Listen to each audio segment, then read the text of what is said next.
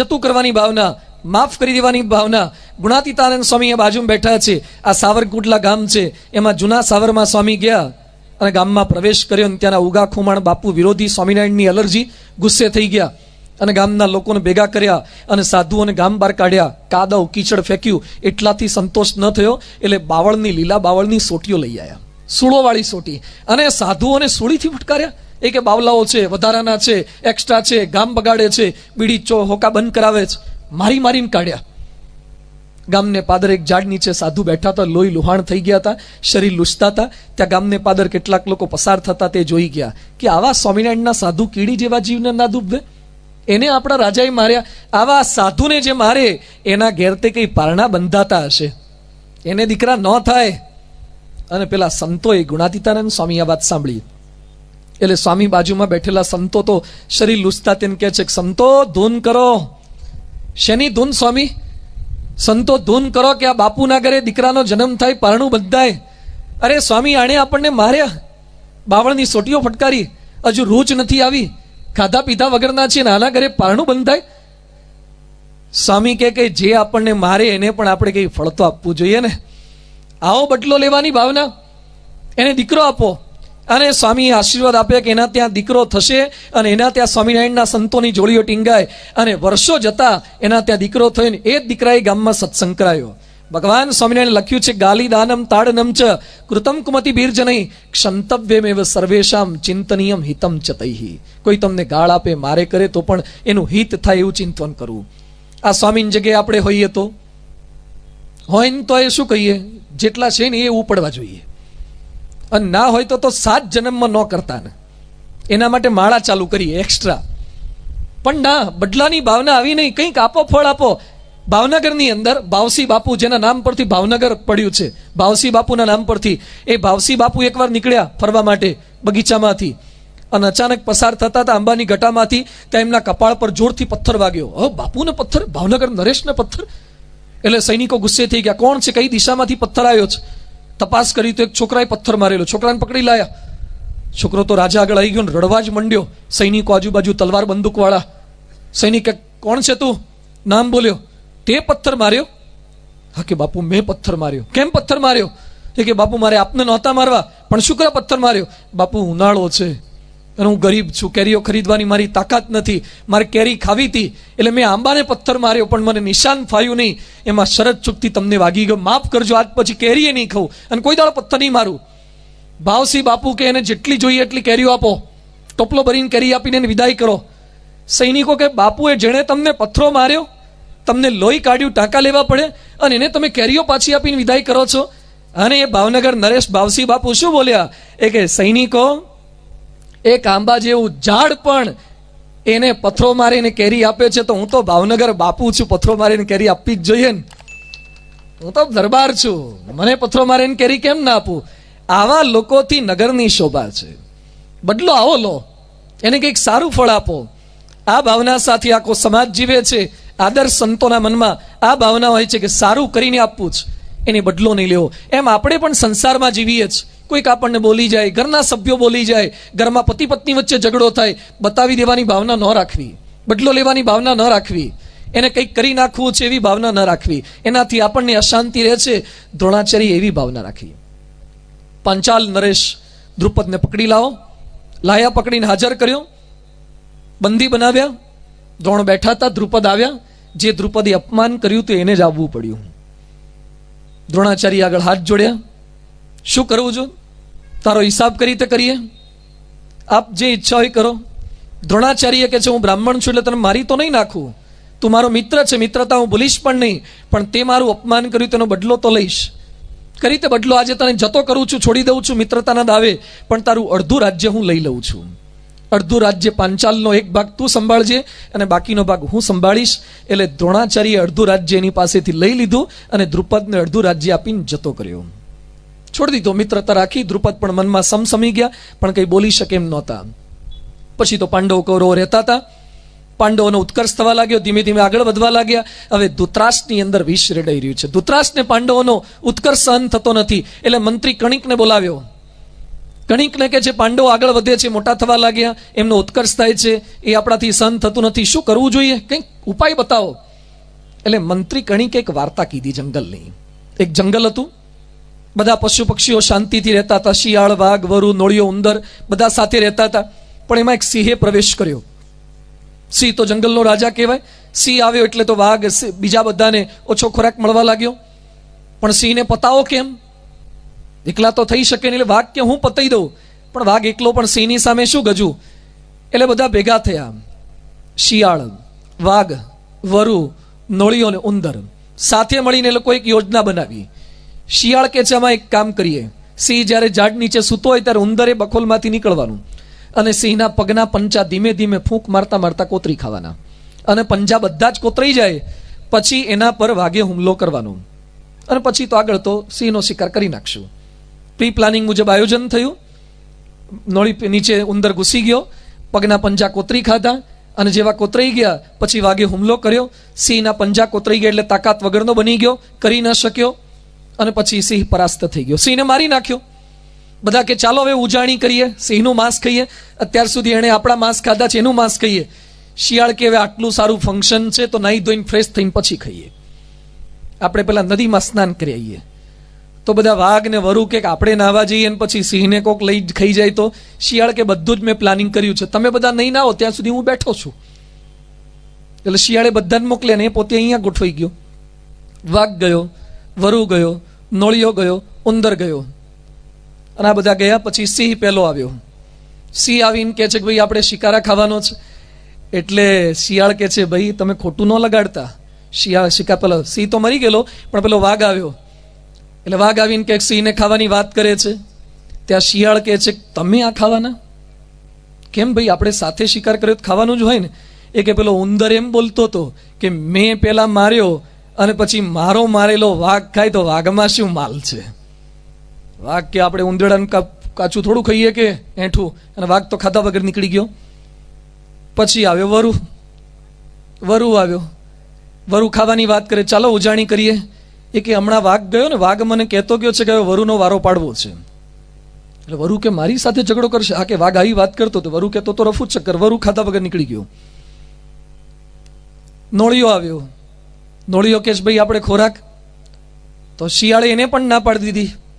શિયાળ કે છે કે પેલું વરુ આ બધા વાત કરતા હતા અને તું આ ખાવાની વાત કરે છે, પણ તારો કોળિયો કરી નાખવાના છે આ બધા. નોળિયો ત્યાંથી નીકળી ગયો. ઉંદર આવ્યો. ઉંદરનું કશું ચાલતું નથી. એને કહે છે કે ભાઈ તું આ ખાવાની વાતો કરવા, નોળિયો તારી સાથે ઝઘડો કરીને તારો કચ્ચરગાણ કાઢી નાખશે. આ રીતે બધાને પાછા મોકલી અને શિયાળ એકલો બેઠો બેઠો સિંહનું માંસ ખાઈ ગયો. આ વાર્તા કણિક મંત્રીએ ધૃતરાષ્ટ્રને કીધી. અને પછી એમ કહે છે કે આ સમાજની અંદર આપણે શિયાળ જેવા થઈએ ને તો જીવન જીવાય. જે બહુ મોટા થતા હોય ને એને થોડાક ફોલી ખાવાના. જે માન આપીને જીતાય એને માન આપીને જીતવા, જે પૈસા આપીને જીતાય એને પૈસા આપીને જીતવા. પણ આપણે આ બધાને પરાસ્ત કરીને માંસ ખાઈ જવું. ધૃતરાષ્ટ્રને કૂટનીતિ શીખવાડી અને એમાંથી ધૃતરાષ્ટ્રને સંકલ્પ થયો. એટલે પાંડવોને ક્યાંક મોકલી દેવાનો વિચાર કર્યો. એટલે વાત વહેતી મૂકી. વારણાવત કરીને એક નગર થયું છે, વારણાવત એનું નામ રાખ્યું. બહુ સારું છે. નગરમાં બધા લોકો વાત કરે કે સારામાં સારું નગર છે, લોકો ફરવા આવે છે. વારણાવત નગરી બનાવી. પાંડવોના કાને વાત પહોંચી અને ધૃતરાષ્ટ્ર અને કૌરવોએ પ્લાનિંગ એવું કર્યું હતું કે વારણાવતની અંદર એક લાક્ષાગૃહ બનાવ્યો. લાક્ષાગૃહ જે તરત સળગી જાય એવું આખું એક મહેલ જેવું બનાવ્યું. તરત સળગી જાય લાક્ષાગૃહ પુરોચન પાસે. પછી પાંડવોને કહે છે તમારે ત્યાં જવાનું જ, ફરવા માટે જવાનું. હવે બાળી નાખવા મોકલવાના હતા પણ ફરવાની વાતો કરી. વિદુરને કહે છે પાંડવો જઈને વાત કરો. વિદુર વાત કરવા ગયા. પાંડવો તૈયાર થઈ ગયા, કારણ કે ધૃતરાષ્ટ્રનો આદેશ હતો જવું તો પડશે. પણ વિદુરજીએ ચેતવી દીધા હતા. એટલે યુધિષ્ઠિરને પાંચે પાંચ પાંડવો એ ત્યાં નીકળ્યા કુંતા માતા સાથે.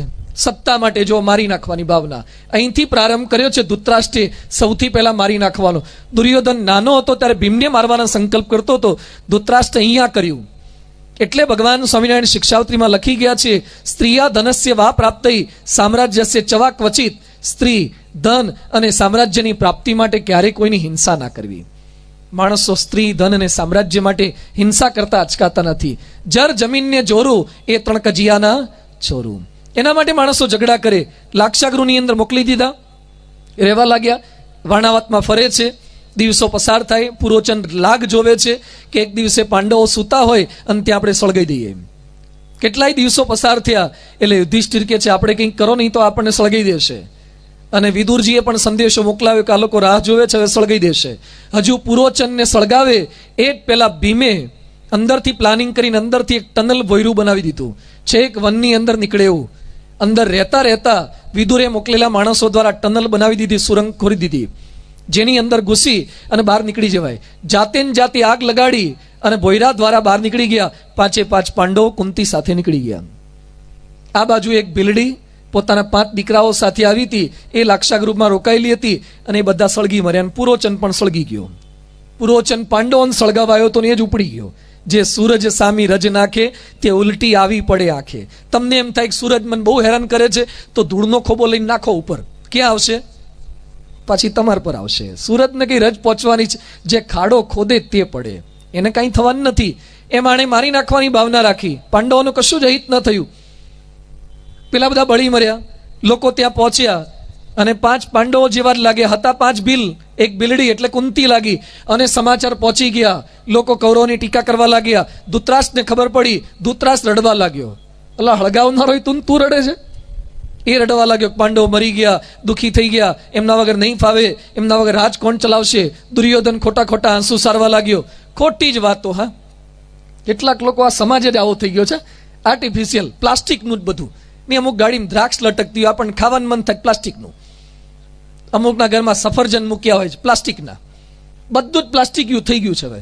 આમ ફૂલ ને ડેકોરેશન ને પ્લાસ્ટિક, એમ માણસોની સ્માઇલ પણ પ્લાસ્ટિકની અને રડવાનું પણ પ્લાસ્ટિકનું. નહીં, ઘણા લોકો કોકના આમ પેલા બેસણા ઉઠમણામાં જાય ને ખોટે ખોટું અમુક તો રડતા હોય. અને પેલા હવે તો રિવાજ ઓછા થઈ ગયા છે, હવે તો બાઇક પર જ જાય છે. પેલી એમ્બ્યુલન્સ જતી હોય ને, રામ બોલો ભાઈ રામ, તે બાઇક પર જતા હોય ને ભેગા ભેગા માવા ચાવતા જતા હોય છે. પેલા ગામડામાં તમે જોયો ને જૂના જમાનામાં, આમ માથે રૂમાલ ઓઢીને જવાનું અને ગામના પાદરથી ચાલુ કરે છે સુધી રોવાનું અને અંદર પાછા મોઢું એકબીજાને અમે જોઈને આનંદ કિલ્લોલ કરતા હોય. આ પ્રકારની ભાવના, ખોટે ખોટું લોકોને બતાવવા માટે રડવું અને લોકોને બતાવવા માટે હસવું, આ ભાવના થતી જાય છે. એ બધાની વચ્ચે અહીંયા ધૃતરાષ્ટ્ર પણ આવો ખોટો ખેલ કરે છે. પાંડવો નીકળી ગયા. ભીમ બધાને ઉંચકીને જંગલની અંદર પહોંચ્યા. ઘણું બધું ચાલ્યા હતા અને રાત્રિના સમયે સૂતા હતા. 5 પાંડવો સુઈ, 4 જણા સૂતા છે.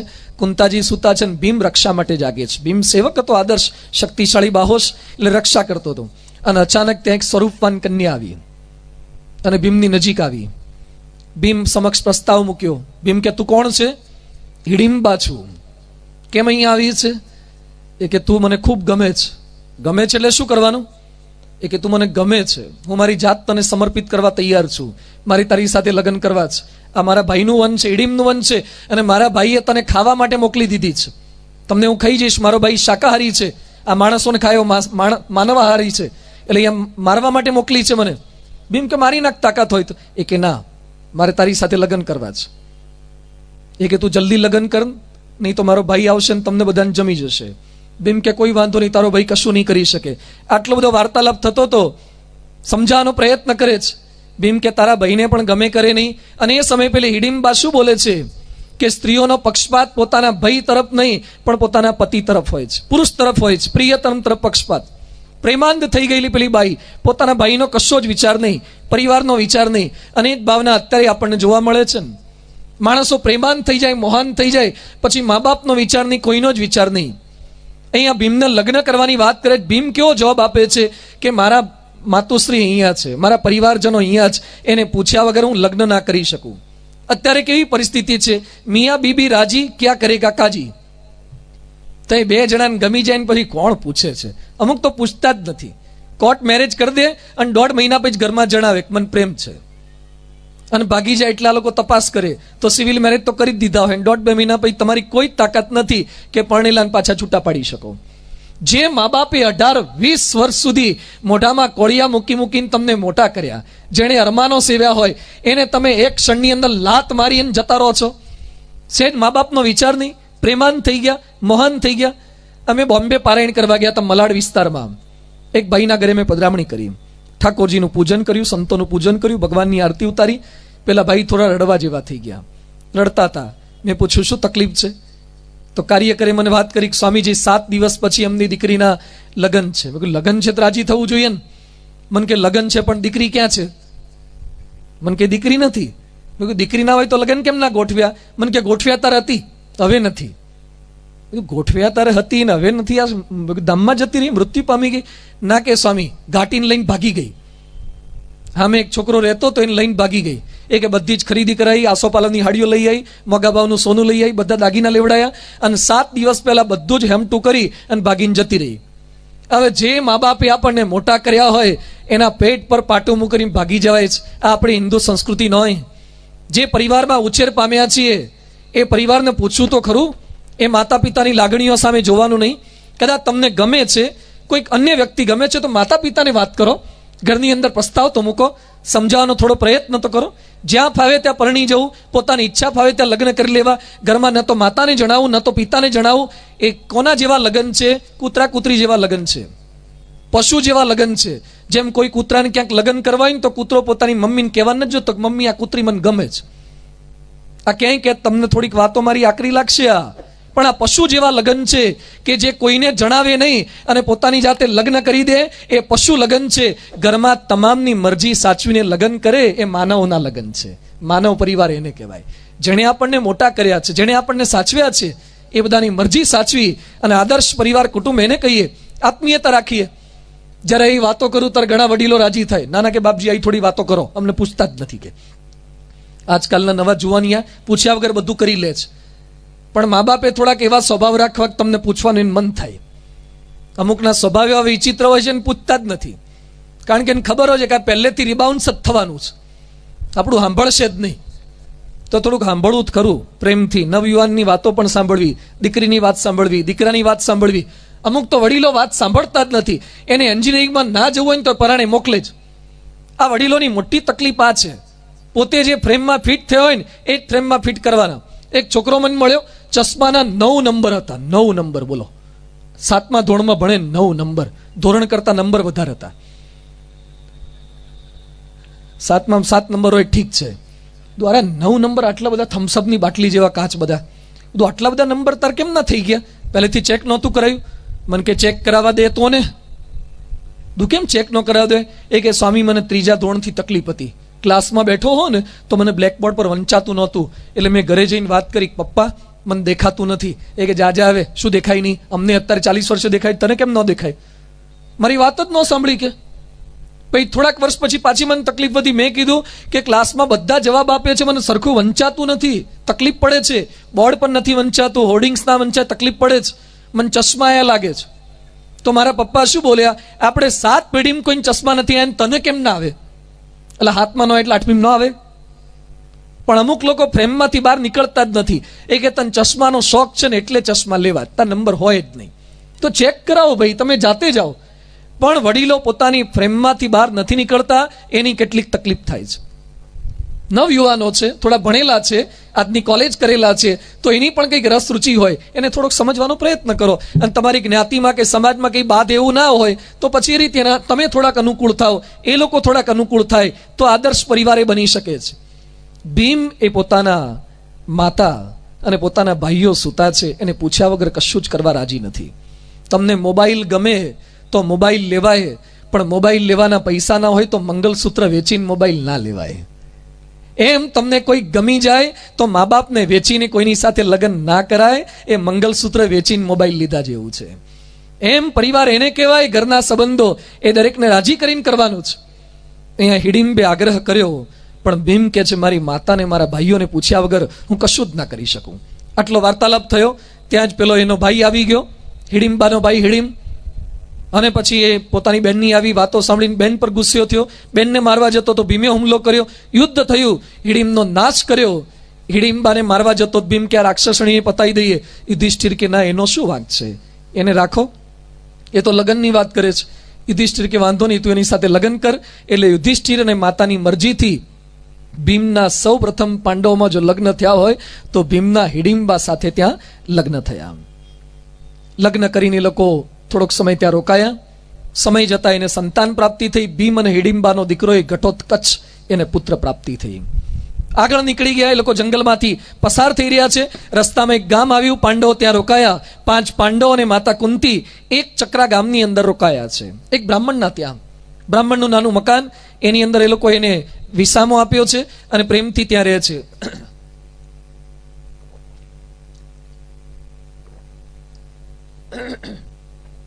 ભિક્ષા માગીને લાવે, ગુજરાન ચલાવે, સારી રીતે એમને પ્રેમથી રાખે છે. એવામાં એકવાર આ બ્રાહ્મણના ઘરની અંદર એક અજીબસી ઘટના બની. બ્રાહ્મણ, એની પત્ની, એનો દીકરો, એની દીકરી બધા રડતા હતા. એટલે બાજુની રૂમની અંદર કુંતી અને ભીમને બધા બેઠા હતા. કેમ રડે છે તો કાન સરવા કરીને નજીક ગયા તો પતિ પોતાની પત્નીને કહેતો હતો કે હું તને કેટલી વાર કહેતો હતો કે આ ગામમાં નથી રહેવું, છતાં તું હઠે ચડી હતી કે આ જ ગામમાં રહેવું જ. લે હવે જા પેલા રાક્ષસ પાસે. કોણ જશે રાક્ષસ પાસે? પત્ની કે હું તમને કહું છું કે હું જઈશ રાક્ષસ પાસે, તમે શું કરવા ચિંતા કરો છો? પતિ કે ના, તું મારી સહધર્મચારિણી છે, તને રાક્ષસ પાસે કેમ મોકલાય? દીકરી કે છે ભાઈ પપ્પા તમે ચિંતા ના કરો, માતા પિતા હું જઈશ રાક્ષસ પાસે, મને મોકલી દો, હું ભોગ બની જઈશ. ત્યાં નાનકડો એક છોકરો હતો. એ હાથમાં એક નાનું તણખલું લઈને આવ્યો. એ કે તમે શું ચિંતા કરો છો, મારા હાથમાં શમશેર છે, હું રાક્ષસને પતાઈ દઈશ. આ વાર્તાલાપ કુંતીએ સાંભળ્યું એટલે નજીક ગયા ભીમ સાથે. કુંતી કે શું આ વાર્તાલાપ છે, શેની તકલીફ છે? એ કે તમે ન જાણો જ સારું. શું તકલીફ છે? એ કે મારા ગામની બહાર જંગલની અંદર એક રાક્ષસ છે, બકાસુર. પેલા ગામના બધા લોકોને મારી નાખતો હતો. છેવટે બધા એક નિર્ણય કર્યો રાક્ષસ સાથે મળીને કે બધા નહીં મારવાના, જે ઈચ્છા થાય ત્યારે નહીં મારવાના. રોજ એક માણસ અમે મોકલીશું, એક ગાડું ભરીને ચોખા અને બેરેલ ભરીને શરબત કે કંઈક મોકલીશું, અને એક માણસ આવશે, એ માણસને ખાવાનો. એટલે રોજ રોજ 1000 માણસ ના મરે પણ એક જ માણસ મરે. આજે અમારા ઘરનો વારો છે, અમારા ઘરમાંથી એક વ્યક્તિ મોકલવાની છે. એટલે અમારા ઘરમાં મીઠો ઝઘડો થાય છે કે કોને મોકલીએ. પતિ કહે છે હું જઉં, પત્ની કહે છે હું જઉં, દીકરો કહે છે હું જઉં, દીકરી કહે છે હું જઉં. મરવાની ભાવના, ખાવાની ભાવના નહીં, મરી જવાની ભાવના. આ પરિવાર, આને પરિવારનો પ્રેમ કહેવાય. અને કુંતી અહીંયા તૈયાર થઈ ગયા. કુંતી કહે છે તમે ચિંતા ન કરો, તમારા બધામાંથી ઘરમાંથી કોઈને મોકલવું નથી, મારો ભીમ જશે. અરે પણ તમે શું કરવા મોકલો છો? અમારી આપત્તિ છે, અમારો વારો છે, તમારા દીકરાને શું કરવા મોકલો છો? કુંતી કે તમે અમારા પર આટલો ઉપકાર કર્યો, તમે તમારા ઘરમાં રાખ્યા, પ્રેમથી અહીંયા અમને ટોકતા નથી, પ્રેમથી રાખો છો, તમારા ઉપકારનું ઋણ તો અમારે ચૂકવવું જોઈએ ને. કુંતી આપણને શીખવાડે છે કે કોઈ આપણા પર ઉપકાર કરીને ક્યારે ભૂલો નહીં, એને યાદ રાખો. આપણી વૃત્તિ કેવી છે, કરેલા કોઈએ ગમે તેટલા ઉપકાર કર્યો તરત ભૂલી જ જવાના, તરત ભૂલી જઈએ. કોઈક સહેજ સારું કરે ને ભૂલી જાઓ. ઘણા શું કે મને બધું જ ફાવે, મારે કોઈની જરૂર નહીં. ઘણા લોકો આવું બોલતા હોય, આપણે કોઈની હાડાબારી નહીં, આપણે કોઈ જ જોઈએ નહીં, આપણે એકલા બધું જ કરી લઈએ અને આપણને બધું ફાવે. જે માણસો આવું બોલતા હોય ને કે આપણને બધું જ ફાવે, આપણે ભગવાનની જરૂર નહીં, એને પૂછું કે તમે જન્મ્યા ત્યારે શું ફાવતું હતું?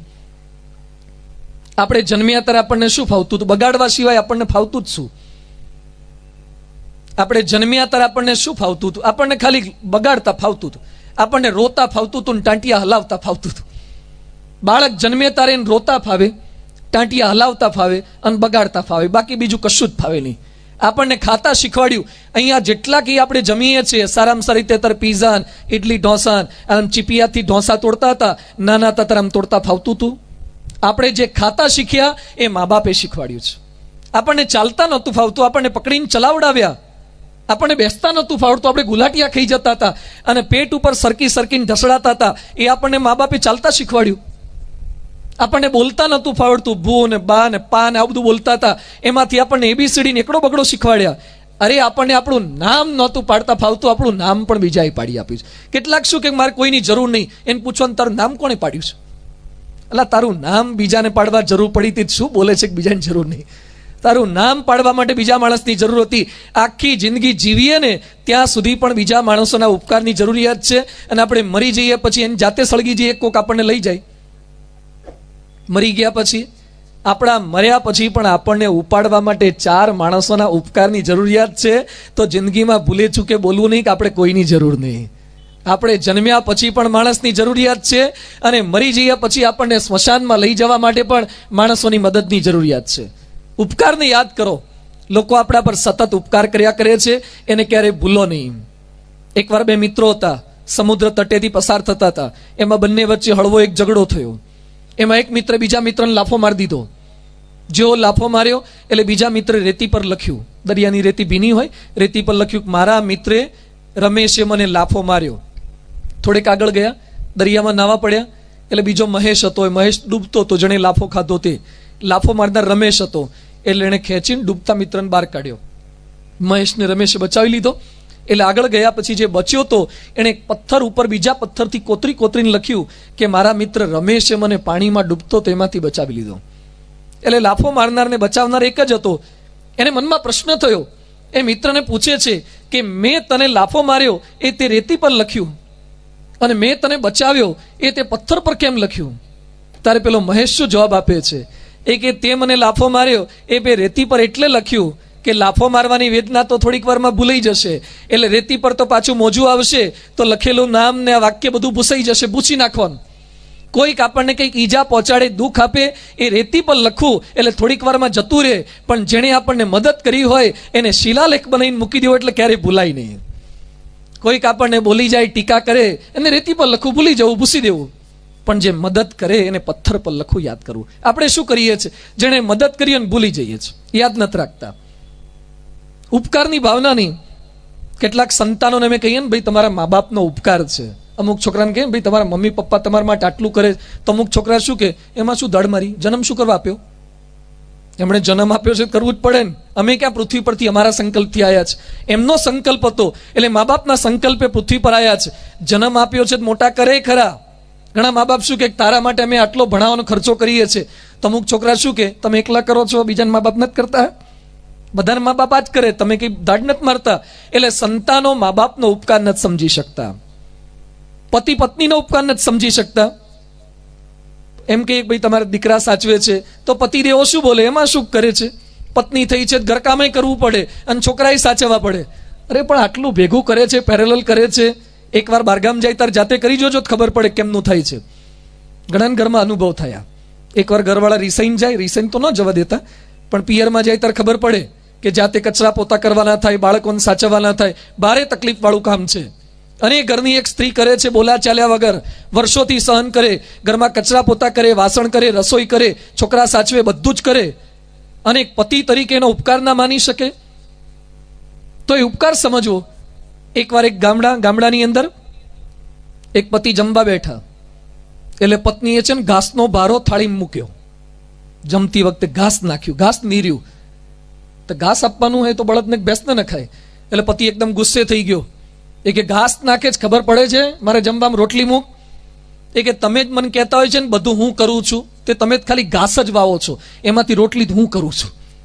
તમે જે વાવો છે ખાઓ, રોટલી કરું છું. સહેજ ઉપકાર માનવાની ભાવના રાખો. તો ઉપકાર માનવો, ઘરમાં પતિએ પત્નીનો ઉપકાર માનવો. કેટલાક પત્ની પતિનો ઉપકાર નથી માનતા.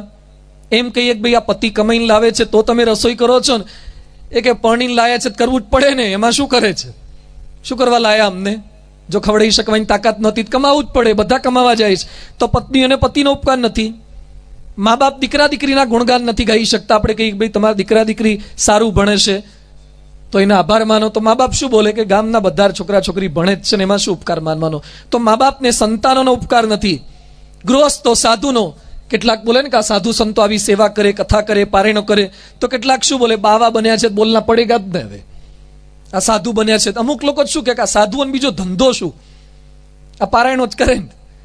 અલા ભાઈ, પોતાના મા બાપ છોડી, પોતાનો આખો ભર્યો પાદર્યો પરિવાર એ બધું છોડી અને સમાજની સેવાની અંદર લાગી ગયા છે તો કરે જ. અમુક કે હવે અમે ક્યાં છોડવાનું કીધું તું, છોડ્યું છે કરે ખરા, પણ ઉપકાર નથી. આપણી આ માનસિકતા એવી થતી જાય છે. દરેક એકબીજાનો ઉપકાર સમજે તો એ આદર્શ પરિવાર બની શકે છે. એ ઉપકારોને યાદ રાખીએ. જેણે જેણે આપણા માટે કંઈ પણ કર્યું છે એનો બદલો આપવાની ભાવના. એકવાર એક ગામની અંદર એક બેન સખત રીતે દુર્બળ પરિસ્થિતિમાં રહેતા હતા. એવામાં એના ઘર આગળ એક બાળક આવ્યો, ભૂખ્યો તરસ્યો. એ કે મારે એક જરૂર છે, બહુ ભૂખ્યો તરસ્યો થયો છું, કંઈક જો મને વ્યવસ્થા, મને પાણી મળશે તો પણ ચાલશે. બિચારો દીન હતો, અનાજ જેવો હતો. એટલે પેલા બેને પાણી નહીં પણ ઘરમાં ગયા પછી દૂધનો એક સરસ ગ્લાસ ભરીને આપ્યો. દૂધનો ગ્લાસ એને આપ્યો. પેલો બાળક ખૂબ રાજી થઈ ગયો. એ કે મારી પાસે કશા પૈસા નથી, હું તમને કરી રીતે ઋણ ચૂકવી શકું. એ કે કાંઈ નહીં, કશું જ નહીં, દૂધ મેં તને આપ્યું છે અને તું તરસ્યો છે એટલે તને આપવું જ જોઈએ. વર્ષો વીત્યા, પેલા બેન વૃદ્ધ થયા, એમને કંઈક શારીરિક તકલીફ થઈ, હોસ્પિટલાઇઝ કરવા પડ્યા, ઓપરેશન કરવાનું થયું, ઓપરેશન કર્યું અને એને બચાવી લીધા. પછી ભાનમાં આવ્યા અને બિલ તો બહુ મોટું આવ્યું હતું, બિલ ભરવાની તાકાત નહોતી. એટલે પેલા બાઈએ વાત કરી નર્સે કે તમે ડૉક્ટર સાહેબને વિનંતી કરશો તો કદાચ તમારું બિલ થોડુંક ઓછું કરી આપે. એટલે ડૉક્ટર આવ્યા અને પેશન્ટને તો ઓળખી ગયેલા હતા. એટલે ડૉક્ટરે જે બિલ હતું એ બિલની અંદર કંઈક લખી દીધું અને લખ્યા પછી પેલા બેનને પાછું આપ્યું કે તમારું બિલ આ છે. પેલા બેને વાંચ્યું હતું બિલ કેટલા રૂપિયા ચૂકવવાનું હતું, એક દૂધના ગ્લાસની પેટે મફતમાં. એટલે પેલા બેન કે છે કેમ દૂધનો ગ્લાસ? એ કે માડી આજથી વર્ષો પહેલા હું નાનો હતો ને ત્યારે હું તરસ્યો થયેલો ને ત્યારે તમે મને દૂધનો ગ્લાસ પીવડાવ્યો હતો, એ ગ્લાસ પેટે આજે તમારું ઓપરેશન મેં મફત કરી આપ્યું છે. યાદ રાખો, કોઈએ તમને દૂધના ગ્લાસ પીવડાવ્યા હોય, સહેજ આપણને મદદ કરી હોય, એ કોઈના ઉપકારને કદાપી ભૂલવા નહીં. આ વાત એ લોકોએ યાદ રાખી, કુંતીએ ઉપકારની વાતો યાદ રાખે. જેણે કંઈ સારું કામ કર્યું છે, ભગવાને આપણા પર કેટલા ઉપકાર કર્યા છે એ તો યાદ રાખો. સતત ઉપકાર. આપણે આંખો આપી, આ કાન આપે, આ સાંભળી શકીએ છીએ. હું બોલું છું તમને સંભળાય જ, ઘણાને બોલો સંભળાય જ નહીં. ભગવાન સહેજ સ્ક્રૂ ઢીલો કરે ને કશું જ થયું નથી. હેલો હેલો કરો ને કવરેજ પકડાય જ નહીં, કાંઈ ન થાય. બૂમો પાડ્યા જ કરો. અમારે એક ભાઈ મદ્રાસ ખબર કાઢવા ગયા હતા, એના ભાઈની. એટલે મેં કીધું કેમ મદ્રાસ? એ કે મારા ભાઈ બાથરૂમમાંથી લપસે ને એમાં બ્રેઇન હેમરેજ થઈ ગયું. બોલો બાથરૂમમાં લપસે ને એમાં બ્રેઇન હેમરેજ થઈ ગયું. એ કે જોવે છે ખરા, ઓળખે છે પણ બોલી નથી શકતા. આંખ જોવે છે, નોટિસ કરે છે કે ભાઈ આયા જ, પણ અહીંથી શબ્દ નથી નીકળતો. હવે આંખ અને મોઢાની વચ્ચે કેટલા કિલોમીટરનું અંતર છે? આમાં ટાવર પકડવામાં શું તકલીફ પડે? આંખમાં મોઢામાં શું તકલીફ પડતી હશે? કવરેજ કેમ નથી પકડાતું? આપણને એમ થાય કે બધું હું કરી શકું. ભગવાન સહેજ આગુ પાછું કરે ને કશું જ ચાલે નહીં. આપણે જમી જઈએ, પચાવે છે કોણ? આ ઉનાળાની સિઝન છે, કેટલાક શ્રીખંડ દાબતા હશે, કેટલાક મઠ્ઠો દાબે બરાબરનો, એમાં કોકના ઘેર ગયા વધારે દાબે, અને કેરીનો રસ દબાવે ટુકડા નાખી નાખીને બરાબરનું. આમ ઘણા તો પહેલેથી બક્કલ ઢીલું કરીને ખાવા બેહે, બરાબર દાબે અને પછી જઈને હુઈ જાય. તો આ ખાધા પછી આપણને લેશ માત્ર ક્યારેય વિચાર એમ થાય છે કે આટલું બધું ખાધું છે, પચાવશે કોણ? કોણ પચાવે છે? અંદર કેટલું બધું ભારે ખાઈ જાય, ચાયા વગેરે ઉતારી જઈએ, કોણ પચાવે છે? અંદર ક્રશ કોણ કરે છે? અંદર મિક્સર કોણે ગોઠવ્યું છે? આપણા ઘરમાં પેલું ગોપી કે સુમિત મિક્સર હોય ને, અને પછી તમારે અંદર કંઈ ક્રશ કરવું હોય ને તો અંદર તમારે પેલું 1 પર નાખો, વધારે કડક હોય 2 પર, 3 પર નાખો, તારે માંડ ક્રશ થાય. આપણે અંદર રોટલા, દાળ, ભાત, શાક બધું ખાધા પછી હુતી વખતે મશીન ચાલુ કરીએ ઘર, 2 કલાકમાં પાછું ક્રશ કરવું પડશે. ઘર તમે કરો છો? હુઈ જઈએ આપણે, નસકોરા બોલવા લાગીએ, અને હાથ પડે તો પાછા ભૂખ્યા થઈ જઈએ છીએ. અંદર પચાઈ કોણે દીધું? કોણ પચાવે છે? આ બધા અલગ અલગ ખાઈએ છીએ. આ સાઉથ ઇન્ડિયા વાળા ભાત ખાય છે, આ રાજસ્થાન વાળા બાટીઓ ખાય છે, અમુક લોકો રોટલીઓ ખાય છે, આ ચાઇના વાળા બધા જાત જાતના બતકાન, કુકડા, મરઘા ખાય છે. આ જાત જાતનું ખાય છે, છતાં બધાનું બને છે શું? બ્લડ. અને બ્લડ બધાનું કયા કલરનું બને છે? રેડ કલરનું. દુનિયાની એક ફેક્ટરી તમે બતાવો કે જેમાં રો મટીરિયલ અલગ અલગ હોય ને પ્રોડક્ટ સેમ નીકળે. એક ફેક્ટરી તો લાવો કે રો મટીરિયલ જુદું હોય ને પ્રોડક્ટ સેમ નીકળે. બધા ખાય છે જુદું જુદું, પ્રોડક્ટ લોહી બની જાય. આશ્ચર્ય છે ને, શું ભગવાનની ગોઠવણ કરેલી છે. અને આપણે પાછા બડાસ મારીએ કે મારી ફેક્ટરી બહુ મોટી, બેસ તારી ફેક્ટરી વાળો. આ ભગવાનની ફેક્ટરી જ જો, અંદર શું અંદરથી ગોઠવણ થયા કરે છે. આ નખ આપણા નીકળ્યા કરે છે, આ માથામાંથી વાળ નીકળ્યા કરે છે, આ મૂછો નીકળ્યા કરે. અંદર ગોઠવણ વધારે કરી. રોડ પર આપણે ચાલતા જતા હોય ઉગાડા પગે, અને પગમાં કાંટો વાગે અને આંખમાંથી આંસુ નીકળે. ભોય તળિયાવાળાને વાગીને ઉપલા માળવાળો શું કરવા રડે? શું ટેલિફોનનું નેટવર્ક ગોઠવ્યું છે ભગવાને? બોલો. અંદર બધી સિસ્ટમ BSNL નું નેટવર્ક ગોઠવી દીધું, તરત મેસેજ પહોંચી જાય છે. અદ્ભુત આખી સિસ્ટમ છે, ક્યાંય ડેટા કરપ્ટ થતો નથી. એ ભગવાનનો ઉપકાર માનો. રોજ રાત્રે આપણે સૂઈ જઈએ છીએ, સવારે આપણને ઉઠાડે જ કોણ? કોણ ઉઠાડે આપણને? ઘણાને પૂછીએ ને કોણ ઉઠાડે? ઘણા કે એલારામ ઉઠાડે.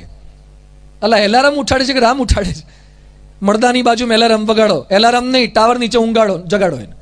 અંદર રામ છે એટલે એલારામ સંભળાય છે, બાકી ટાવર ના સંભળાય. ભગવાન ઉઠાડે છે, એ ભગવાનનો આભાર તો માનો, ઉપકાર તો માનો.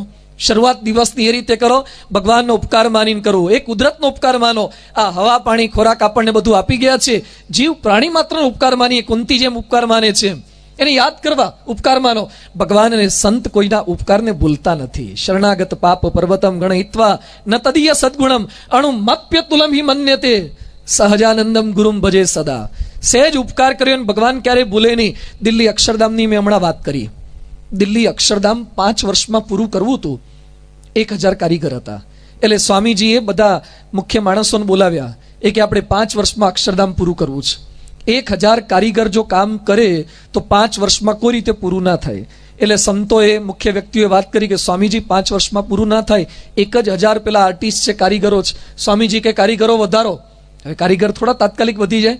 અને તમને આશ્ચર્ય થશે, ભારતના ઇતિહાસમાં પહેલી વાર આવી ઘટના બની. રાજસ્થાનમાં રહેતા 1,000 કારીગરો માટે આપણે ત્યાં સ્કૂલ ખોલી. પ્રમુખ સ્વામી મહારાજના આદેશથી ટ્રેનિંગ સેન્ટર ખોલ્યા.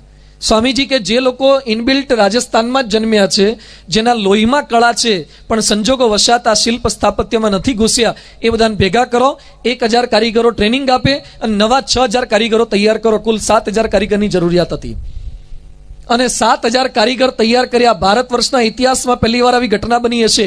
અક્ષરધામ થતા પહેલા 7,000 કારીગર તૈયાર થયા અને એ લોકોએ અક્ષરધામનું કામ ચાલુ કર્યું. રાજસ્થાનમાં મકરાણા, પિંડવાડા, સિકંદરા, એ બધી ખાણોની અંદર. અને પ્રમુખ સ્વામી મહારાજ કહે છે કે મારે ત્યાં જવું છે. સ્વામીજી, રાજસ્થાનમાં 45 ડિગ્રી ગરમી, ત્યાં શું કરવા જવું છે? સ્વામી કે કારીગરો મંદિરનું કામ કરે છે, ત્યાં આપણે એમને મળવા જવું છે. અરે એમ તો આપણે પૈસા આપીએ છીએ, થોડો ઉપકાર કરે છે. સ્વામીજી કે ના, આપણે બધાને મળવું છે. પ્રમુખ સ્વામી મહારાજ ગરમીમાં ત્યાં પહોંચ્યા. એક એક કારીગરના માથા ઉપર ફૂલ મૂક્યા. 7,000 કારીગરો બધી સાઈડ પર ફર્યા, એક એક કારીગરના માથા પર ફૂલ મૂક્યા. કારીગર રડી પડ્યા, રાજસ્થાનના કારીગરો, અને શું બોલ્યા કે સ્વામીજી, हमारी बनाई हुई मूर्त पे तो लाखों आदमी फूल चढ़ाते हैं, लेकिन हम पे फूल चढ़ाने वाले पहले ही संताप मिले. हमारी मूर्ति ने तो लोग फूल आखी दुनिया चढ़ावे છે. કોણ પૂછે છે કે આ મૂર્તિ કયા કારીગરે બનાવી? પણ એકમાત્ર આવા સંત જોયા જે કારીગરના માથા પર ફૂલ ચડાવે. અને કારીગરો બોલ્યા કે સ્વામીજી, આજ ભારતમાં એક એવું બિલ્ડિંગ બન્યું છે, તાજમહલ, કે જે બનાવનાર કારીગરોના હાથ કાપી નાખવામાં આવ્યા હતા, પણ જેને અક્ષરધામમાં કામ કર્યું છે એને તમે શાલ ઓઢાડીને સન્માન કરો છો. ઉપકાર, ઉપકાર, ઉપકાર યાદ રાખો. ક્યારે કોઈના ઉપકારને ભૂલો નહીં. જેણે આપણને સહેજ મદદ કરી એને મદદ કરતા રહો, ઋણ ચૂકવતા રહો, નાના મોટા કાર્ય સતત કરતા રહો. કુંતી એ ઉપકારને યાદ રાખે છે. ભીમને મોકલ્યા. ભીમ તો શક્તિશાળી હતો. બકાસુરની પાસે ગયો ગાડું ભરીને, અને ગાડું ભરીને ચોખા લઈ ગયો તો ભીમ જ બેઠો બેઠો ખાવા માંડ્યો. તો બકાસુરી ગાડું જોયું, પણ અડધા તો ચોખા જ પતાઈ ગયો. અલા ભાઈ, મારા માટે લાવ્યો છે ને તું કેમ ખાય છે? ભીમ તો સાંભળે જ નહીં, એને જ ખાવાનું ચાલુ રાખ્યું. આખું ગાડું પતાઈ દીધું. અને બકાસુર સાથે ફાઇટ થઈને પછી તો બકાસુરને તો ભીમ કહેવે, શું છે તમારે, આજ તમારે ક્યાં ખાવાના જ છે? એ કે કેમ? જીવવાનું હોય તો ખાવાનું હોય ને, કે જીવવાનું જ નથી કે કોને? એ કે તારે અત્યાર સુધી બહુ ખાધું. અને ભીમે બકાસુરને ત્યાં નવરો કરી દીધો, મારીને પાછો આવી ગયો, ઉપકારને ચૂકવી દીધો. ત્યાંથી ધૌમ્ય મુનિને પુરોહિત બનાવી અને વિપ્રવેશે પાંડવો એ પાંચાલ દેશની અંદર પધારી રહ્યા છે. બ્રાહ્મણોનો વેશ ધારણ કર્યો છે, કોઈ ઓળખી ના જાય એના માટે, કારણ કે લાક્ષાગૃહમાં બળી ગયા છે એવું બધાને ખબર પડી છે. પાંડવ મરી જ ગયા છે, કોઈને ખબર પડવા દેવાની નથી. પાંચાલ દેશમાં પધાર્યા અને એની અંદર કુંભારની કોડમાં ઉતારો કર્યો છે. કુંભારની કોડની અંદર રોક્યા છે પાંડવો, યુધિષ્ઠિર અને અર્જુન ને ભીમ ને નકુલ ને સહદેવ ને કુંતી. આટલા બુદ્ધિશાળી, શક્તિશાળી, રાજ્યપદને લાયક, છતાં પણ એ લોકો અહીંયા રોકાયા છે. શા માટે દુઃખ સહન કરવાના? કોડમાં કેમ ઉતારો? બધા જ સતત પ્રશ્ન એમ પૂછે છે ને કે આપણે ભગવાનનું ભજન કરીએ, સન્માર્ગે ચાલીએ, છતાં આપણને દુઃખ કેમ પડે છે? ઘણા લોકો ભજન ભક્તિ કરે ને તોય મનમાં આવું થયા જ કરે કે આપણે હારું માળા કરીએ, પૂજા કરીએ, સારા કામ કરીએ, કોઈને દુઃખી ન કરીએ, તોય ભગવાન આપણને દુઃખ કેમ આપે છે? હમણાં એક ભાઈ રાજકોટ મંદિરે મને મળવા આવ્યા. મને કે સ્વામી, ભગવાન બહુ નિષ્ઠુર છે. કેમ ભગવાન નિષ્ઠુર છે? મને કે ભગવાનમાં દયાનો છાંટો જ નથી. કેમ આવું બોલો છો? મને કે ભગવાનમાં દયા હોય તો મારા બાપુજીને બીમાર શું કરવા કર્યા? મારા બાપુજીને એક્સિડન્ટ શું કરવા થયો? એટલે મેં ભગવાનમાં દયા છે. મને કે મારા બાપુજીએ કશું જ ખોટું નથી કર્યું, છતાં મારા બાપુજીને આવી તકલીફ ભગવાને આપી, એ પરથી હું સાબિત કરું છું કે ભગવાનમાં દયા નથી. પ્રોફેસર હતો એટલે સાબિત કરવાની જ વાત આવે. એ હું સાબિત કરું છું કે ભગવાનમાં દયા નથી. એટલે મેં એને પ્રશ્ન કર્યો કે સાહેબ તમે પ્રોફેસર છો? હા કે પ્રોફેસર. મેં કીધું તમારા ક્લાસમાં કેટલા વિદ્યાર્થી? મને કે 60 વિદ્યાર્થી. મેં કીધું બધાને એક સરખા માર્ક્સ આવે? મને કે ના ના, એક સરખા ના આવે. બધું પેપર તમે ચેક કરો? હા કે હું ચેક કરું. બધું કેટલા આપો? એ કે કોઈકને 60 આવે, કોઈકને 70 આવે, કોઈકને 80% આવે. બધું કોઈને 35 આવે? હા કે 35 વાળા હોય. બધું કોઈ નપાસ કરો? હા કે અમારા ક્લાસમાં 60 માંથી તો 25-30 જણા તો 80-80 વાળા હોય, દાંડિયા ડૂલ થાય. મેં નપાસ થાય તો એ લોકો આમ નપાસ થવાના સમાચાર સાંભળે દુઃખી થાય? હા કે સ્વામી, નપાસનું રિઝલ્ટ વાંચે ને તો છોકરાને મોતિયા મરી જાય, દુઃખી થઈ જાય, મેકઅપ બધો જતો રહે, ઓગળી જાય, 6 પેક બોડી ઢીલી થઈ જાય, રિઝલ્ટ જોવે ને ત્યાં. મેં કીધું પાસ થવાના સમાચાર વાંચે, રિઝલ્ટ જોઈએ, છોકરો એટલો દુઃખી થાય કે મહી પપ્પાય દુઃખી થાય. મને કે સ્વામીજી ભણવા મૂક્યા હોય રાજકોટ જેવા શહેરમાં સારી કોલેજમાં લાખોનો ખર્ચો કરીને મૂક્યા હોય તો નપાસનું રિઝલ્ટ વાંચે છોકરો દુઃખી થાય, એના મા બાપ દુઃખી થાય, એટલે બધા દુઃખી થાય. મેં કીધું સાહેબ તમારામાં દયાનો બિલકુલ છાંટો નથી. મને કે કેમ આવું કહો છો? મેં કીધું તમે સાવ નિષ્ઠુર છો, તમારા દયાનો છાંટોય નથી. મને કે કેમ આવું કહો છો? મેં તમને ખબર છે કે નપાસ કરવાથી વિદ્યાર્થી દુઃખી થાય, એના મા બાપ દુઃખી થાય, તો શું કરવા દુઃખી કરી દો, બિચારાને પાસ કરી દો ને. મને કે એમ થોડા પાસ કરાય, તો જેણે લખ્યું હોય એટલા માર્ક અપાય ને.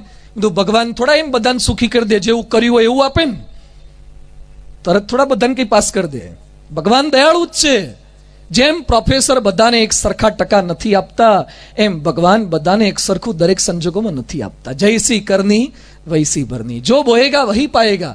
જે આપણે કર્યું છે આપણને ફળ મળે છે. તો ક્યારેક ભગવાન કસોટી કરવા કરે. ભાગવતમાં લખ્યું છે યસ્યમ અનુગૃહણામિ હરિષ્ય તદ્ધનમ શનિ, જેના પર મારી કૃપા થાય છે એનું ધન હરી લઉં છું. પહેલી જ કૃપા. આપણે ભગવાનની કૃપા કોને ગણીએ? એક ભાઈ મને મળ્યા રાજકોટમાં, મને કે મારા પર મહાદેવજીની બહુ કૃપા. મેં કીધું શું કૃપા? એ કે મારા સરકારી ઓફિસમાં નોકરી છે અને નોકરીનો સમય સવારે 11 થી સાંજે 6 સુધીનો જ, પણ સ્વામીજી છેલ્લા 22 વર્ષથી 1 વાગે જઉં છું ને 2 વાગે પાછો આવતો રહું છું, આજ સુધી પકડાયો નથી. કેટલી કૃપા કહેવાય કે મહાદેવજીની બહુ જ કૃપા. અને કૃપા કહેવાય ભગવાનની. તમે નોકરી એ ટાઈમે ન જાઓ, ઘણા રોંગ સાઈડ પર ગાડી ચલાવે અને બચી જાય પૈસું કે મારા પર તો ભગવાનના 4 હાથ છે, આપણને કાંઈ ન થાય. અલા ભગવાનને તારી પાછળ પાછળ ફરવું પડે છે, તું રોંગ સાઈડ ચલાવે છે એટલે. અને કૃપા ન કહેવાય. આપણે નિયમમાં વર્તીએ, કંઈક સેવા કરીએ, એ કૃપા છે.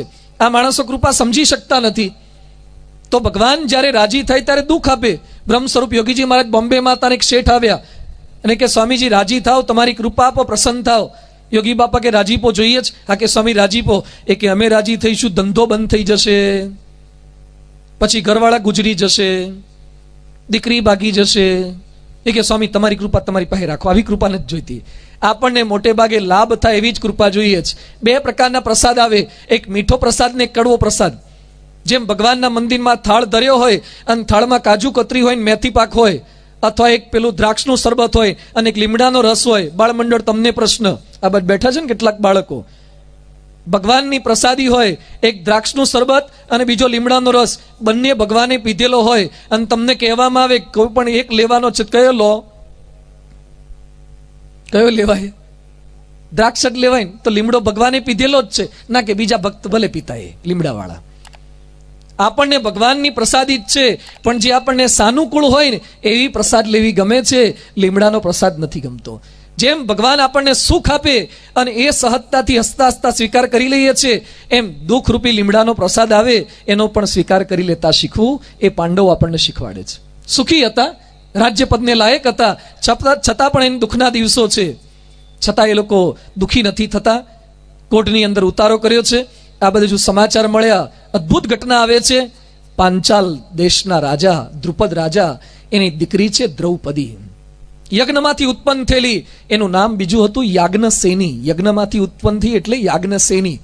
અને કૃષ્ણ પણ કહેતા ને દ્રૌપદી કહીને બોલાવતા. દ્રુપદની દીકરી દ્રૌપદી મોટી થઈ, ઉંમરલાયક થયા છે. એના માટે સ્વયંવરનું આયોજન કર્યું છે. દેશ વિદેશમાં બધે કંકોત્રી મોકલી દીધી, છાપાઓમાં ટચુકડી જાહેર ખબર આપી દીધી કે ભાઈ અમારી દ્રૌપદીને પરણાવવાની છે. અને બધે જ લોકો આવવા માંડ્યા છે. કોણ કોણ આવ્યા હતા? દુર્યોધન આવી ગયો તો બોલો દ્રૌપદીને વરવા માટે. દુર્યોધન આવ્યો, કર્ણ આવી ગયો છે, કેટલાય કૌરવ આવી ગયા, અણવર ને દેવર ને જેવર ને બધા જ આવી ગયેલા, જાત જાતના ભેગા થઈને કે આપણે પરણવું છે. અને કેટલાક તો દિવસથી ડ્રેસ બધા તૈયાર કરીને આવી ગયા હતા, મેકઅપ કરીને આવી ગયા હતા. કેટલાક તો વરરાજાના ડ્રેસમાં જ આવ્યા હતા, નક્કી જ કરીને આવ્યા હતા કે આપણે પરણી જ જવાનું છે. પણ શરત કેવી હતી? ભારે શરત કરી હતી દ્રૌપદીના પિતાએ. જાહેરાતમાં એવું રાખ્યું હતું કે મત્સ્યવેદ જે કરે એ દ્રૌપદી સાથે પરણે. માછલી વીંધવાની, પણ કરી તે માછલી, આ પેલા ધોળિયાઓ વીંધતા હોય છે પરદેશમાં, પેલો માછલીનો પકડવાનો હળિયો લઈને જાય અને સવારથી હાંજ સુધી બેઠા હોય ને આમાં ઊંચું કરીને પકડીને લઈ આવે, કે માછલી પકડી ન કહેવાય. આ મત્સ્યવેદ કરવાનો કરી તે કરવાનો જ. ત્રાજવા, 2 ત્રાજવામાં એક પગ મૂકવાના, એમાં ઉભા રહીને સ્થિર થવાનું. માછલી ઉપર ફરતી હશે, પાણીમાં એનું પ્રતિબિંબ જોવાનું નીચે અને ઉપર વીંધવાનું. આ પ્રતિજ્ઞા હતી. બધા તૈયાર થઈને આવી ગયેલા અને એની અંદર પાંડવો પણ પહોંચ્યા. પાંડવો વિપ્રવેશની અંદર ગયા છે. કોઈ ઓળખી ન શકે એમ. અને બેઠા છે ત્યાં બ્રાહ્મણોના ડિપાર્ટમેન્ટમાં. બ્રાહ્મણો તો આશીર્વાદ આપવા માટે આવેલા, એમાં જઈને ગોઠવાઈ ગયા, કારણ કે આમાં તો ક્ષત્રિયો બધા વરવા માટે આવેલા, એટલે બ્રાહ્મણમાં જઈને બેઠા હતા. કોઈ જોઈ ના શકે, ઓળખી ના શકે એમ. અને બધા એક પછી એક ઊભા થતા હતા. અને આ બાજુ ત્યાં કૃષ્ણ અને બલરામ પણ આવેલા સ્વયંવરની અંદર. અને કૃષ્ણ બધાને જોતા જોતા નજર ફેરવતા ફેરવતા આ બ્રાહ્મણો સામે જોયું, શ્વેત વસ્ત્રમાં શોભતા, અને કૃષ્ણ ઓળખી ગયા. બાજુ બલરામ બેઠા, તેને કોણી મારી, અને કૃષ્ણ બલરામને કોણી મારીને કહે છે કે હવે ચિંતા કરવાની જરૂર નથી, કારણ કે આ બધાને દાંડિયા ડૂલ થઈ જવાના. અને એકઈને દ્રૌપદી મળવાની નથી, કારણ કે અર્જુન આવી ગયો છે. આ ગોઠવાઈ ગયા પાંડવો. બીજા કોઈ ઓળખી ના શક્યા, કૃષ્ણ ઓળખી ગયા. ભગવાન ઓળખી જાય છે ભક્તને સતત, એ જોતા રહે છે. ગુણાતીતાનંદ સ્વામી વાતોમાં લખ્યું છે કે મોરે તો ભગવાન મુમુક્ષુ ભગવાનને ખોળતા, આજે ભગવાન મુમુક્ષુને ખોળે છે. એમ ભગવાન ઓળખી ગયા છે, ભગવાન જોઈ ગયા છે. બધા પ્રયત્ન કરવા આવ્યા, અને સીધા તો આવીને કેટલાક જમ્પ લગાવવા જાય કે હમણાં ત્રાજવામાં ચડી જઈએ, ગુલાટ ખાઈ જાય. કેટલાકને તો મુગટ બુગટ પડી ગયા, કેટલાકને ફ્રેક્ચર થઈ ગયું, હાથ નીકળી ગયો, આગુ પાછું થઈ ગયું, વિલું મોઢું કરીને ત્યાં જઈને ગોઠવાઈ જાય. અને ઘણા તેમ બોલવા લાગ્યા કે શરત બહુ ભારે રાખી છે, આવી ન રખાય, થોડુંક માપનું રાખવું જોઈએ. આવું કંઈ રખાતું હશે? કેટલાક તો એવું બોલવા માંડ્યા કે દ્રૌપદી કુંવારી જ રહેવાની, એમ તે કંઈ લગ્ન થતા હશે, આવી જ કઈ શરતો હતી હશે, આવી આ બાપ મૂરખ છે, દ્રૌપદી એમને એમ રહેવાની, આવી જ વાતો કરે. અને ખરેખર બારે જ જો આજકાલના બહેનો આવી શરત લગાવી હોત, મને નથી લાગતું તમે કોઈ પૈણી હેક્યા હોત. તમારે બધાના બાજુ થઈ જવું પડે. બહુ ભારે શરત છે, કેમની પૂરી થાય? અને દુષ્ટધીમને બોલ્યો કે મારી બહેન એની સાથે લગ્ન કરશે જે આ શરત પૂરી કરી શકે. કોઈ કરી ન શક્યા. અને અર્જુન ઊભા થયા, કૃષ્ણ દૂર બેઠા, તેને વંદન કર્યા, પ્રણિપાત કર્યા. ધીમેથી પાસે ગયા, એને વંદન કરે. આજુબાજુમાં જેટલા બેઠા તેને વંદન કર્યા. તાકાત છે, પણ તાકાતનો અભિમાન ન કરો. પ્રણામ કરી નમ્રતા સાથે આગળ આવો. પ્રણામ કરીને આગળ પહોંચ્યા. અને પછી બે પલ્લાની અંદર પગ મૂકવાના જ. અર્જુને સાચવીને એક પલ્લામાં એક પગ મૂક્યો, બીજા પલ્લામાં બીજો પગ મૂક્યો, સ્થિર થઈ ગયો. અર્જુન જેવો સ્થિર થયો, બધા ચોંટી ગયા, બધા જોઈ ગયા કે આ તો હારું ન થયું ને, આદે કરી લીધું, પણ કે તોય હજી માટલી જ ન થાય, આનાથી જ ના થાય. હવે આપણાથી ન થયું તો પગ હજી સ્થિર કર્યા છે, આ ના થાય. અને બ્રાહ્મણ ડિપાર્ટમેન્ટથી ઊભો થયો. અને જેવો બ્રાહ્મણમાંથી ઊભો થયો, બ્રાહ્મણો કે વાહ વાહ, દરબાર રહી ગયા, બ્રાહ્મણ લઈ ગયા. બ્રાહ્મણો ખુશ થઈ ગયા. હા, જનોઈ બનીને બીજું કોલર બોલર તો હતા ને, જનોઈ ચડાવવા માંડ્યા. પટ્ટા બટ્ટા થોય નહીં, જનોઈનો પટ્ટો ખેંચવા માંડ્યા. એ કે બ્રાહ્મણ લઈ જશે, બ્રાહ્મણ કામ કરી જશે. બ્રાહ્મણો વાહ વાહ કરવા માંડ્યા. દરબારો નીચું મોઢું કરીને રહી ગયા, કારણ કે બ્રાહ્મણ વેશમાં આવેલા હતા. અર્જુન પહોંચી ગયા ઉપર, અને મત્સ્યવેદ નીચે જોઈ, અને પછી ઉપર મત્સ્યવેદ કરવા લાગ્યા. અને ભગવાનને યાદ કરીને મત્સ્યવેદ કરી નાખ્યો. હાહાકાર થઈ ગયો, જે કાર થઈ ગયો. બ્રાહ્મણો જય બોલવા લાગ્યા. અને પછી દ્રુપદને લાગ્યું કે આ કોઈ હારો બ્રાહ્મણ નથી લાગતો. બ્રાહ્મણની તાકાત છે, એ લાડવામાં માંડ સ્થિર થાય. કોઈ હોય તો માફ કરજો, પણ પલ્લામાં સ્થિર થવું, બે પલ્લામાં પગ મૂકવા અને માટલી બાટલી વીંધવી, આ કેમ નહીં થાય? લાડુ પરથી કીડી માંડ હેઠી ઉતારે અને માછલીઓને મારે કરે, એ કે એના બસની વાત છે? આ બધા વિચારો લોકો કરવા લાગ્યા. અર્જુન સ્થિર થઈ ગયા, મત્સ્યવેદ કરી નાખ્યો. દ્રૌપદીને વરવાની વરમાળા લઈને ત્યાં બધા આવી જાય છે. અર્જુન બનવાનું છે, મહાભારત આપણને કહે છે. સ્થિરતા જાળવો. એકવાર મેં મહાભારતની ક્યાંક વાત કરીને મેં કીધું આપણે અર્જુન બનવાની જરૂરિયાત છે. મને કે અમે બનીએ, પણ દ્રૌપદી ક્યાં? દ્રૌપદી હોય તો અર્જુન થઈએ. મને કે ત્રાજવા ક્યાં? ત્રાજવા કંઈ ગોઠવતા જ નથી. હવે આપણે એમ અર્જુન નથી થવાનું. આવો કંઈ સ્વયંવર થવાનો નથી. આજકાલની દ્રૌપદીઓ કંઈ આવા સ્વયંવર કરતી નથી. પણ બધાએ અર્જુન થવાનું જ. અર્જુન થવું એટલે બેલેન્સ જાળવતા શીખવું. બેલેન્સ જાળવવું. આજકાલ જમાનો શેનો છે? બેલેન્સનો જમાનો છે. બેલેન્સ નથી જાળવી શકતા. આપણે બે પલ્લામાં બેલેન્સ નથી જાળવવાનું. પલ્લા જ છે, પણ લોખંડના કે ચામડાના પલ્લા નહીં. કયા બે પલ્લા? એક પલ્લામાં પત્ની છે, ને બીજા પલ્લામાં માતા છે. સાચવવા કોને? એને બેલેન્સ જાળવતા શીખી જાઓ. ઘણા ઘરમાં પ્રશ્ન થાય છે. પત્નીને રાજી રાખવા જાય, માતા કુરાજી થઈ જાય, અને માને રાજી રાખવા જાય, પત્ની રીસાઈ જાય. પ્રશ્ન આ થાય છે. માતાને રાજી રાખવા જાય, પત્ની શું કે આવડા મોટા થયા તોય હજી લોલીપોપ ચૂસે એવા છે, હજી માવડિયા છે. હાવ માવડિયા છે, માનું જ બધું કીધું કરે છે. અને જો પત્નીને રાજી રાખવા થાય, તેની મમ્મી શું બોલે? આજકાલ સુધી મારા હતા, 20 વર્ષ સુધી મારો હતો, ને આજકાલની આયેલી કિડનેપ કરી ગઈ. નહીં, ઘણા લગ્નના પેલા ફોટામાં ઘરવાળીના હથેળીમાં ફોટા હોય છે પતિના. એ કે મને એમ કે ખાલી ફોટો પડાવશે, આ તો હથેળીમાં જ બંધ કરી દીધો મારા દીકરાને. ખેંચી ગયા. પત્નીને સાચવી કે માતાને સાચવી? ભારે પ્રશ્ન છે. એટલે ઘણા લોકો અમને પ્રશ્ન પૂછે છે, એ કે સ્વામી અમારી હાલત સેન્ડવિચ જેવી છે.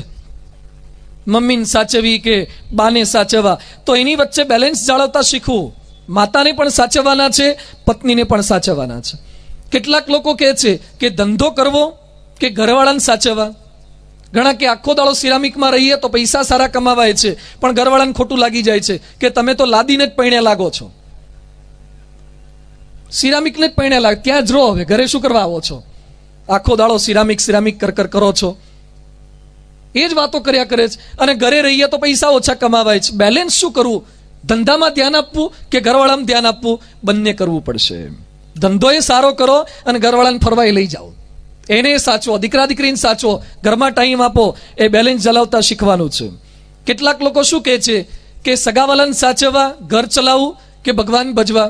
ઘણા કે આપણાથી બધું ના થાય, એક જ થાય, ભગવાન નહીં ભજાય. ભાઈ બેલેન્સ કરતા શીખો, અને દરેક વસ્તુ આપણે કરી શકીએ છીએ. માણસ પાસે એવી તાકાત છે. આમાંથી ઘણા બધા 4 વ્હીલર ચલાવતા હશે.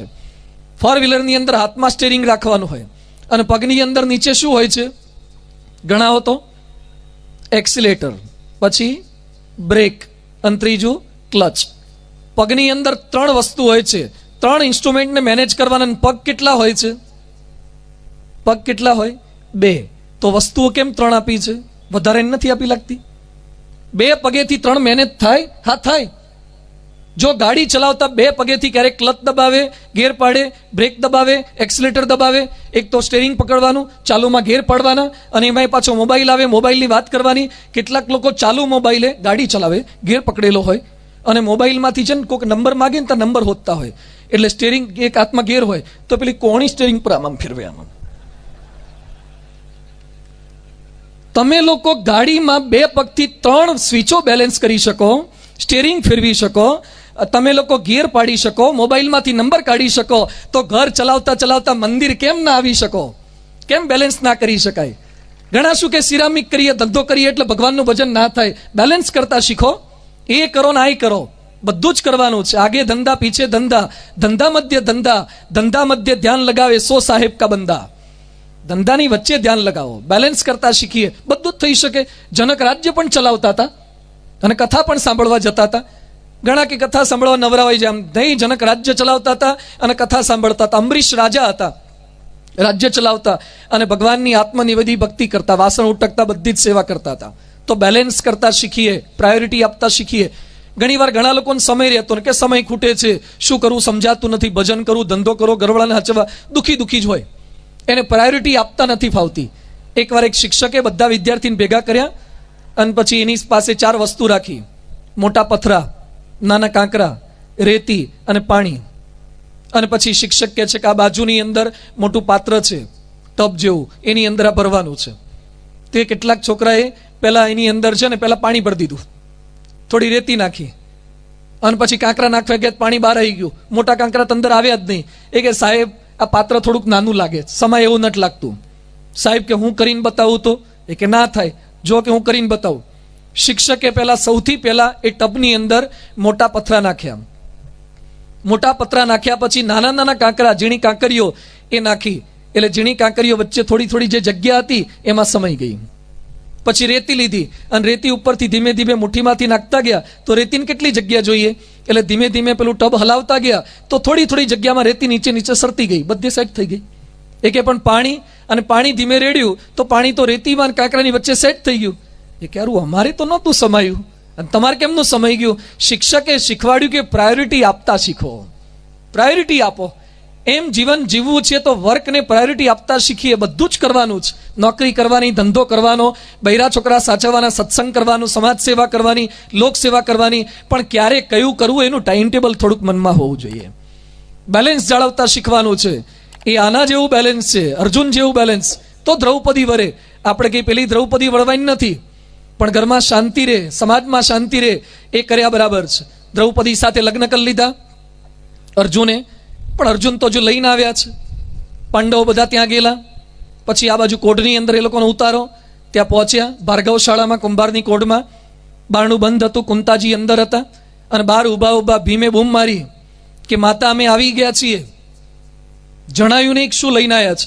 રોજનો એમનો ક્રમ હતો, ભિક્ષા લઈને આવે પછી બૂમ પાડતા માતા અમે આવ્યા છે. અને રોજ કુંતી અંદરથી બોલતા કે જે લાયા હોય વેચીને ખાજો, કારણ કે ભીમ હતો ને એટલે કહેવું પડતું હતું, કારણ કે આરો બધું ઉઠાઈ જાય. એટલે રોજ કુંતી અંદરથી કે જેટલી તમને ભિક્ષા મળી હોય, બ્રાહ્મણ વેશે ફરતા હતા, કે જે લાવ્યા હોય વેચીને ખાજો. હવે આજે ક્યાં રોટલા હતા, આજે દ્રૌપદી હતી, કેમની વેચવી? માતા તો બોલી ગયા. દરવાજો ખોલ્યો તો સ્ત્રી જોઈ, કે આ કોને લાયા?